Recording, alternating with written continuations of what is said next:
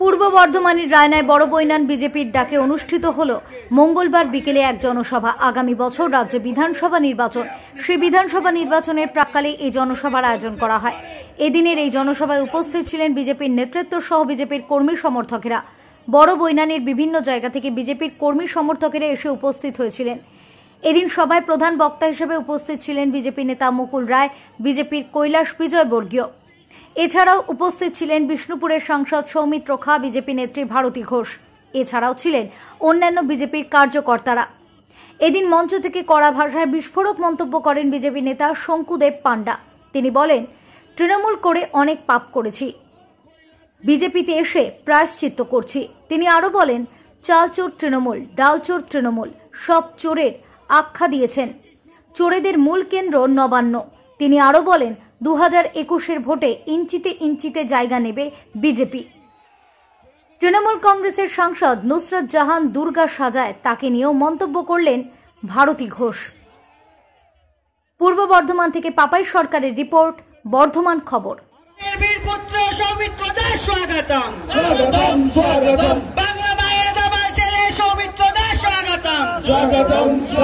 ছেলেটা বলছে তৃণমূল কংগ্রেস, আমি বলছি ডাল চোরকে। ওখান থেকে কাকা বলছে তৃণমূল কংগ্রেস। বলবেন আলু চোরকে, বলবে তৃণমূল কংগ্রেস। আর সেই চোরেদের রাজধানী আর মূল কেন্দ্র নাম নবান্ন। ডাক দিয়েছে কে? আমাদের প্রেসিডেন্ট সৌমিত্র খান। পৌঁছবো কবে? 8 তারিখ সকালবেলা। আমাদের আটকানোর জন্য চেষ্টা হচ্ছে, আমাদের রোকবার জন্য চেষ্টা হচ্ছে, আমাদের কর্মীদের বিভিন্ন জায়গায় গ্রেফতার করছেন। মমতা বন্দ্যোপাধ্যায়কে সরাসরি এই মঞ্চ থেকে চ্যালেঞ্জ দিচ্ছি এবং তৃণমূল কংগ্রেসের সেই বীর পুঙ্গবদের জানাচ্ছি, কোথায় আসতে হবে আর কখন আসতে হবে জানিয়ে দিন। যুব মোর্চার সৈনিকরা দাঁড়িয়ে থাকবে, বুক খুলে দেবে, রক্তগঙ্গা বইয়ে দেবে, আর বাংলার মাটিতে ভারতীয় জনতা পার্টিকে রুখে রাখা যাবে না। এই রায়না সাক্ষী আছে, এই রায়না। এখানে রাসবিহারী বসুর জায়গা চুরি করে আপনারা এখানে প্রাত্যহিক কর্মের কেন্দ্র বানিয়েছেন। তৃণমূল কংগ্রেসের সেই সমস্ত নেতাদের বলে যাচ্ছি, 2021 পশ্চিম বাংলায় বদলের বদল আসবে। আর সেই বদলের পর রাসবিহারী বসুর যারা অপমান করেছেন, যেই করতে গিয়ে লোকাবেন, সেখান থেকে খুঁজে বার করব আর গণতান্ত্রিক প্রক্রিয়ায় আপনার বিরুদ্ধে ব্যবস্থা নেব। ইঞ্চিতে ইঞ্চিতে আমাকে রুখে রাখা যাবে। প্রতিদিন আমাদের কর্মীদের মিথ্যা মামলা দিচ্ছে। এখানে ভারতীদি রয়েছে, ভারতীদি আইপিএস অফিসার ছিলেন, মেদিনীপুরে কাজ করেছেন, জঙ্গলমহলে কাজ করেছেন, নির্বাচনে তাকে প্রতিদিন আটকানোর চেষ্টা করেছেন। আজকে আপনাকে স্পষ্টভাবে বলে দিয়ে যেতে চাই, তৃণমূল কংগ্রেসের যে সমস্ত নেতারা বাড়িতে বসে আমাদের বক্তব্য শুনছেন, তাদের জন্য একটাই স্লোগান আজকে আমাদের যুবকরা মুখে তুলে নিয়েছে। আর সেই স্লোগানের নাম দিকে দিকে পদ্ম আর দিদিমণি জব্দ। রুখে রাখা যাবে না, রুখে রাখা যায়নি, রুখে রাখা সম্ভবপর না। আপনারা শুনে নিন, আমাদের মা বাবাদের আজকে সম্মান নিয়ে এরা ছিনিমিনি খেলছে। আপনারা শুনে নিন, পশ্চিমবাংলায় এক অদ্ভুত রকমের ক্রাইম সিন জেনারেট করেছে। আগেকার দিনে আমরা দেখেছিলাম যে সিপিএম এর কমরেডরা আমাদেরকে মেরে হত্যা করবার পর আমাদের ডেড বডি ফেলে দিয়ে যেত বাংলার রাজনৈতিক কর্মীদের। পরে আমরা দেখলাম যে তৃণমূল কংগ্রেস সিপিএম এর নতুন সংস্করণ। তৃণমূল কংগ্রেস সিপিএম এর থেকে ভয়ঙ্কর প্রোডাক্ট। এরা শুধুমাত্র হত্যা করছে না, এরা হত্যা করবার পর আমাদের এমএলএ থেকে সাধারণ যুবকর্মীদের রাস্তার ধারে টাঙিয়ে দিয়ে যাচ্ছে। আমি সেই সমস্ত তৃণমূল নেতাদের বলছি, হিসেব রাখছি মশাই, ভুলে যাবেন না। সুদ সমেত যদি মিটিয়ে না দিতে পেরেছি, আমরা কৈলাস বিজয়বর্গী, মুকুল রায় আর দিলীপ ঘোষের ভবিষ্যৎ প্রজন্ম নই। আজকে যুব নেতৃত্ব শুভমকে আমি ধন্যবাদ জানাবো যে অল্প সময়ে যে জমায়েত করেছে, সেই জমায়েত অনেকের রাতের ঘুম কেড়ে নেবে। তাই শেষ করব শুধু 4টে লাইন বলে, 30 বছর জ্বালিয়ে, 30 বছর জ্বালিয়ে জ্যোতি গেল পালিয়ে, এবার যাবে মমতা। আর বাংলাতে বিজেপি পাবে ক্ষমতা, মানুষের জন্য কাজ করবে, মানুষের হয়ে কাজ করবে, মানুষকে আটকানোর চেষ্টা করবেন। ইঞ্চিতে ইঞ্চিতে আমরা বুঝে নেব। একটা কৃষি বিল এসেছে, এখানে অনেক কৃষক নেতা আছে, মানুষকে গিয়ে প্রতিদিন ভুল বোঝাচ্ছে, বলছে এই কৃষি বিল মানুষের কৃষকদের অধিকার কেড়ে নেবে। ভাই নরেন্দ্র মোদী, অমিত শাহ এই কৃষি বিলের মাধ্যমে কৃষককে বিশ্বের বাজার খুলে দিচ্ছেন, যাতে মানুষ বিশ্বের দরবারে তার পণ্য বিক্রি করতে পারে। তা হবে না। চাল ফলাবেন আপনি, ধান ফলাবেন আপনি, আর টাকা রোজগার করবে বালু মল্লিক। এবং সাংবাদিকরা ফোন করতে আরম্ভ করলো যে তৃণমূল সরকারের একজন সংসদ, তাকে নাকি কে ভয় দেখিয়েছে। তিনি নাকি দুর্গা সেজেছিলেন। দুর্গা সাজার পরে এক বিশেষ ধর্ম সম্প্রদায়ের মানুষ দুর্গা সাজার জন্য তাকে নাকি ধমক দিয়েছে, প্রাণনাশের ধমক দিয়েছে। আমার কাছে জানতে চাইলো যে দিদি কিছু বলবেন। আমি মাননীয়াকে বলছি, মাননীয়া, যে সাম্প্রদায়িকতার বীজ আপনি বপন করেছিলেন, যে অহিষ্ণুতা আপনি দেশে ছড়িয়েছেন, যে অশান্তি দেশে ছড়িয়েছেন, যারা আজকে ইউনিফর্ম পরে কাজ করবে তাদের মেরুদণ্ড ভেঙে দিয়েছেন, আজকে মানুষকে মানুষ হিসেবে দেখেননি, ধর্মের বিভেদ এনে দিয়েছেন, সেই সাম্প্রদায়িকতার জালে আপনার নিজের সংসদ জড়িয়ে পড়েছে। আজকে তাকে প্রাণনাশের হুমকি দিচ্ছে আপনাদেরই দলের, আপনাদেরই স্নেহধন্য এক কর্মী। যদি মনে করেন যে এটা অপরাধ, সংসদকে ধমকি দেওয়া অপরাধ, তাকে ধরে আইনের মর্যাদাকে তুলে ধরুন। কিন্তু যদি তাকে ধরতে না পারেন, অপরাধীকে যদি ছেড়ে দেন, তাহলে ধরে নেব যে 2011 সাল থেকে এখানে ইন্ডিয়ান পেনাল কোড 1860-এর জায়গায় শুরু হয়ে গেছে মমতা পেনাল কোড 2011। এখানে হীরক রানীর দেশ চলছে, এখানে অপরাধীরা সাজা পায় না। এখানে পুলিশ রাজনৈতিক মঞ্চে ঢুকে গিয়ে রাজনৈতিক নেতাদের, বিরোধীদের প্রাণে মারার চেষ্টা করছে। যৌথ সন্ত্রাস চলছে। পুলিশ এবং রাজনৈতিক নেতাদের রাজনৈতিক জঙ্গলে ঠেলে ঠেলে পাঠিয়ে দেওয়া হচ্ছে, পুলিশকে এবং তৃণমূল কর্মীকে।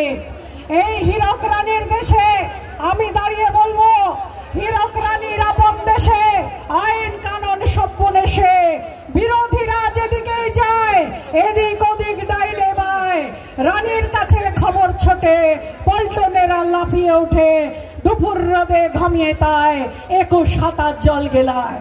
মাননীয়া, আপনার নিজের আইন, আপনার নিজের কানুন এই দেশে নিয়ে এসে আপনি দেশের এমন সর্বনাশ করেছেন যে আপনার নিজের সংসদ আজকে এই জালে জড়িয়ে গিয়ে অপমানিত হচ্ছে, প্রাণনাশের ধমকি খাচ্ছে। আজকের এই জনসভায় আমি খুব উৎসাহিত অনুভব করি। আমি সন্দীপকে বলবো, যুব মোর্চা যা করছে করুন। আমরা যারা সিনিয়র মানুষ, আমরা যদি একটু সংগতভাবে করতে পারি, তাহলে নিশ্চিত করে আমরা বর্ধমানে বিপ্লব ঘটিয়ে দেব। বর্ধমানের বিপ্লব ঘটিয়ে দেব। তাই এই জায়গায় দাঁড়িয়ে আমি আপনাদের কাছে সময় নিচ্ছি না, কৈলাসজি বক্তৃতা করবেন। আমি শুধু আপনাদের কাছে আবেদন করতে এসেছি, এবং আমি শুধু আপনাদের কাছে আবেদন করতে এসেছি সমস্ত প্রতিকূলতাকে কাটিয়ে আগামী 8 তারিখ যেভাবেই হোক নবান্ন অভিযানে সামিল হই, যাতে একটা বড় জমায়েত করে আমরা প্রমাণ করতে পারি, প্রমাণ দিতে পারি বাংলার মাটি তৈরি আছে। তাই সৌমিত্র যে পদক্ষেপগুলো নিচ্ছে আমি তাদের পূর্ণ সমর্থন করি, এবং ও যুব মোর্চার দায়িত্ব নেওয়ার পর থেকে ও যুব সমাজের মধ্যে একটা আবেগ সঞ্চালিত করতে পেরেছে। একটা জায়গায় দাঁড়িয়ে যুবকদের বোঝাতে পেরেছে যে আমরাও পারতে পারি। সেই জায়গায় দেখে আমি সবাইকে বলি যে হাতগুলো মুষ্টিবদ্ধ করে বলা হয়, ভারত মাতা কি, ভারত মাতা কি, ভারত মাতা কি। যুব মোর্চার সভাপতি ওই সভায় যাওয়ার জন্য আপনাদের আমন্ত্রণ জানাতে এসেছে, সাথে করে নিয়ে এসছে আমাদের ভারতীয় জনতা পার্টির কেন্দ্রীয় শাখার সাধারণ সম্পাদক তথা পশ্চিমবাংলার ভারপ্রাপ্ত সম্পাদক সাধারণ সম্পাদক কৈলাস বিজয়বর্গীয়। আজকে এই মঞ্চে দাঁড়িয়ে আমি একটা কথা বলি, আমি ক্যামেরা আছে তো, এতগুলো ক্যামেরা দেখো তোমরা, আমি রাইনার প্রত্যেকটি মাটি প্রত্যেকটা ধূলিকণার সাথে পরিচিতি আছে। আমি জানি যে এই মুহূর্তে রাইনার পরিস্থিতি কি আছে। জেলা সভাপতি সন্দীপ এখানে আছে। রাইনায় একটা টাইমে तो ये भारत माता की जय की आवाज कहां तक जाना चाहिए? उस देश की सीमा पर जो जवान हमारे देश की रक्षा के लिए अपने परिवार को छोड़कर खड़ा हुआ है, उसके पास तक आवाज जाना चाहिए। बोले भारत माता की जय। ऐसे हनुमान जी की मुट्ठी बांध के बोलो जरा, इधर भी झाड़ के नीचे जो खड़े हुए हैं, ऐसे हाथ ऊपर होना चाहिए सबके। बोले भारत माता की जय, भारत माता की जय। मंच पर उपस्थित इस बंगाल की राजनीति के चाणक्य और अभी अभी नड्डा जी ने उनको अपनी टीम का सदस्य बनाया है, उपाध्यक्ष बनाया है, जरा दोनों हाथ ऊपर करके तालियां बजाकर मुकुलदा का अभिनंदन करें। जैसे हमारे मुकुलदा युवा मोर्चे के बहुत ही जानदार शानदार युवा अध्यक्ष, जो कि सांसद भी है और जिन्होंने संकल्प लिया है कि नवहान की भ्रष्ट बिल्डिंग को हिलाना। ऐसा हिलाने का काम करने वाले सौमित्र खान जी, जरा तालियां बजाकर स्वागत करें। भारतीय जनता पार्टी की उपाध्यक्ष और बहुत ही जुझारू नेत्री। एक समय था जब पुलिस में जो कहती थी वो करती थी। जो ममता जी ने बोला, ममता जी कहती दिन है तो ये दिन बोलती थी, ममता जी बोले रात है तो रात बोलती थी। ऐसी हमारी भारतीय जनता पार्टी के उपाध्यक्ष भारती दीदी के लिए जोरदार तालियां बजाकर भारती दीदी का स्वागत करें आप। हमारे जिलाध्यक्ष संदीप दा, तालियां बजाकर संदीप दा का भी अभिनंदन करें। मंच पर उपस्थित हमारे युवा मोर्चे के शुभम शुभम, जिन्होंने आज का आयोजन किया, जरा तालियां बजाकर शुभम का भी स्वागत करें। यहाँ उपस्थित मंच पर सभी पदाधिकारी और 4 घंटे विलंब से आने के बाद भी इतनी बड़ी संख्या में यहाँ पर भाजपा को प्रेम करने वाले लोग बैठे हुए हैं, मातृशक्ति बैठी हुई है।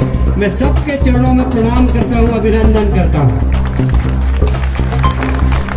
अच्छा, मैं आपसे प्रश्न पूछता हूँ, आप जवाब दीजिएगा। इस देश के प्रधानमंत्री कौन हैं? जोर से बोलिए जरा। नरेंद्र मोदी। नरेंद्र मोदी जी इस देश के प्रधानमंत्री हैं। नरेंद्र मोदी जी देश के किसानों के लिए किसान बिल लाते हैं। तो बताओ, आतंकवाद और नक्सलवाद बनने से सिर्फ हत्याएं होती हैं, सिर्फ लूटपाट होती है, सिर्फ गरीबों को दबाया जाता है। इन सब टीएमसी के हथकंडों को समाप्त करना है कि नहीं करना, मैं आपसे पूछना चाहता हूँ। पर ममता जी कितना नाटक करती है, कितना डबल गेम खेलती है। मुकुलदा, आपसे अच्छा ममता जी को कोई नहीं जानता। कोई जानता है क्या ममता जी को मुकुलदा के अच्छा? मुकुलदा ने ममता जी को मुख्यमंत्री की कुर्सी पर बैठाने का संकल्प लेकर उनको बैठा दिया और उन्होंने संकल्प ले लिया कि हम ममता जी को नीचे उतारेंगे कुर्सी से। क्यों मुकुलदा, उतारेंगे कि नहीं उतारेंगे? ये संकल्प लिया मुकुलदा ने। क्यों? इसलिए कि सबने सोचा था, सारी बंगाल की जनता ने, कि ममता जी मुख्यमंत्री बनेगी तो गरीबों का भला करेगी, क्योंकि वो गरीब बस्ती में रहती है आज भी। पर क्या गरीबों का भला हो रहा है क्या? मैं आपसे पूछना चाहता हूँ। नहीं, प्रधानमंत्री जी 1 रुपए किलो में अनाज भेज रहे हैं। प्रधानमंत्री जी ने फ्री में अनाज भेजा कि जाओ गरीबों को बांटो। क्या मिलता है क्या आप लोगों को? गरीबों का अनाज मिलता है क्या? ये टीएमसी के लोग, टीएमसी का सिंडिकेट सब ये खा जाते हैं। देश के प्रधानमंत्री गरीबों के लिए प्रधानमंत्री आवास योजना के माध्यम से मकान बना कर देने का काम कर रहे, पर टीएमसी के पंच सरपंच कट मनी चाहिए, कट मनी चाहिए। अरे तूफान आया, तूफान में 1000 करोड़ रुपया मोदी जी ने भेजा कि जाओ जिनका नुकसान हुआ उनको दो।